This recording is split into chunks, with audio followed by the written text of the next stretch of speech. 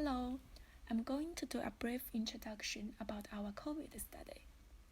You may have heard that COVID affects people very differently. While some recover very quickly, many others experience post-viral ongoing symptoms, so-called long COVID, which can predict cognitive deficits in some cases. In this study, we are looking at how infection with COVID affects cognitive function, along with symptom profile and time course.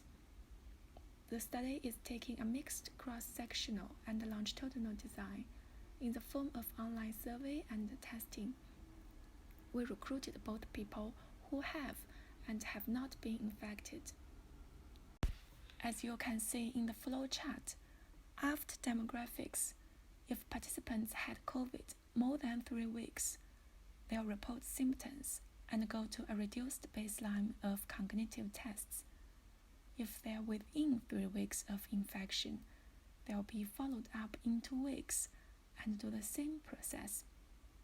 On the other side, if they haven't had COVID, they'll do a full baseline of cognitive tests, and then the COVID and no COVID groups will be followed up differently.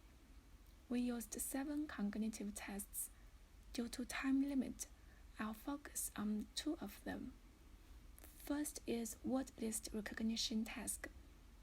In study phase, participants are shown a list of words and asked to memorize them. For example, pillow, sleep, comfy, and so on. In test phase, they are asked to identify whether a sample word is old or new. Second is the category fluency task. Participants are given a category, for example, trees, and then they need to type as many examples of trees as they can in 1 minute. In summary, we found that those with severe ongoing symptoms had slower reaction time and lower percentage correct in word list recognition and more repeated words in category fluency. Among people with ongoing symptoms, those who subjectively reported forgetfulness and problems with speech fluency also performed worse on these tasks. As the follow-ups are still ongoing, we are only presenting the baseline data. We are working on a preprint and hoping to include more information. If you have any questions or anything you'd like to discuss, please feel free to contact us.